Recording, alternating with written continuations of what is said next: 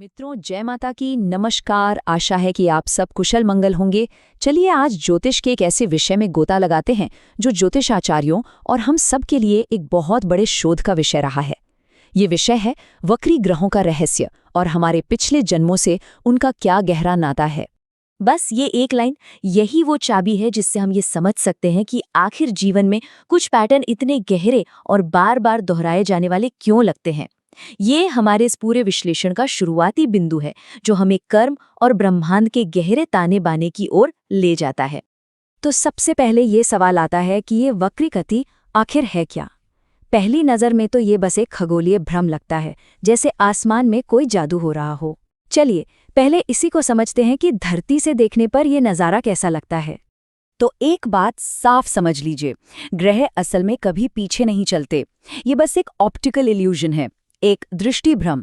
ऐसा तब होता है जब पृथ्वी अपनी कक्षा में किसी दूसरे ग्रह से आगे निकल जाती है। बिल्कुल वैसे ही जैसे एक तेज रफ्तार ट्रेन से देखने पर बगल वाली धीमी ट्रेन पीछे जाती हुई दिखती है। और यहीं पर ज्योतिष और विज्ञान का रास्ता थोड़ा अलग हो जाता है। देखिए, जहां विज्ञान इसे बस एक सामान्य खगोलीय घटना मानता है, वहीं ज्योतिष इस भ्रम में एक बहुत गहरा आध्यात्मिक संदेश देखता है, एक कर्म का इशारा। तो चलिए इस खगोलीय भ्रम से अब आगे बढ़ते हैं और इसके गहरे मतलब में उतरते हैं। देखते हैं कि कैसे ये हमारे अतीत की गूंज और कर्म के सिद्धांत के साथ जुड़ जाता है। और ये कोई सीधी साधी एक गलती की बात नहीं है। स्रोत इसे कई कर्मों का एक जटिल जाल कहते हैं। मतलब अधूरी इच्छाएं, अनसुलझे मसले और पिछले जन्मों की वो आदतें जो इस जीवन में समाधान के लिए हमारे सामने आकर खड़ी हो जाती हैं। तो सवाल ये उठता है कि अगर ये ग्रह पिछले जन्मों के अधूरे काम दिखाते हैं, तो ये ऊर्जा आज के जीवन में दिखती कैसे है। अक्सर ये उस कमी को पूरा करने की एक बहुत तीव्र, एक जुनूनी जरूरत के रूप में सामने आती है। इसी को कहते ओवर कॉम्पेंसेट करना। इस बात को समझने के लिए एक बहुत ही बढ़िया उदाहरण है। सोचिए, एक नया अमीर बना व्यक्ति, वो अपने पैसे का बहुत दिखावा करता है। क्यों? क्योंकि उसे खुद को साबित करना है। वहीं जो खानदानी अमीर है, उसे कुछ साबित करने की जरूरत ही महसूस नहीं होती। बस यही फर्क है। वक्री ग्रह भी उसी नए अमीर की तरह है जो पिछले जन्म की कमी को पूरा करने के लिए बहुत ज्यादा जोर लगाता है। इस जरूरत से ज्यादा कोशिश के पीछे जो ज्योतिषीय ताकत है, वो है चेष्टा बल। चेष्टा का मतलब ही होता है प्रयास या कोशिश, और ये चेष्टा बल वक्री ग्रह के असर को 3 गुना ज्यादा शक्तिशाली बना देता है।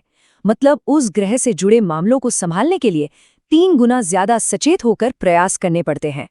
एक और बड़ा मजेदार और बिल्कुल सटीक उदाहरण है यूएसबी पोर्ट का। आपने देखा है, कितनी भी कोशिश कर लो, उसे सही तरह से लगाने में अक्सर 3 बार ट्राई करना ही पड़ता है। पहली बार गलत, दूसरी बार गलत, फिर तीसरी बार में सही लगता है। बस यही है वक्री ग्रह की ऊर्जा। जो काम सीधा होना चाहिए वो बार बार कोशिश मांगता है।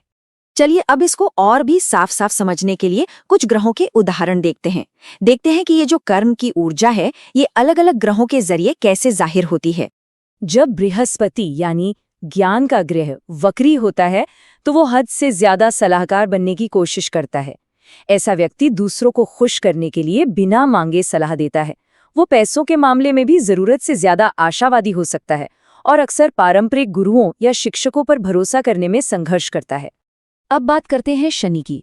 वक्री शनि मानो पिछले जन्म के किसी अधूरे काम का अपराध बोध लेकर आता है। इस वजह से ऐसा व्यक्ति जरूरत से ज्यादा जिम्मेदारियां अपने ऊपर ले लेता है। उसे हमेशा लगता है कि बिना फल की चिंता किए बस काम करते रहना है, और जब वो काम नहीं कर रहा होता तो उसे एक अजीब सी बेचैनी महसूस होती है। वक्री मंगल के साथ जो ऊर्जा और एक्शन का ग्रह है, उसकी ताकत बाहर जाने के बजाय अंदर की तरफ मुड़ जाती है। इससे गुस्सा और हताशा मन में ही दबे रह सकते हैं। लक्ष्य को पाना एक जुनून बन जाता है और उसे हासिल करने के तरीके भी बड़े अजीब और जुनूनी हो सकते हैं। तो इन सब बातों से हम एक बहुत बड़े सवाल पर पहुंचते हैं। आखिर इस कर्म की गूंज का मकसद क्या है?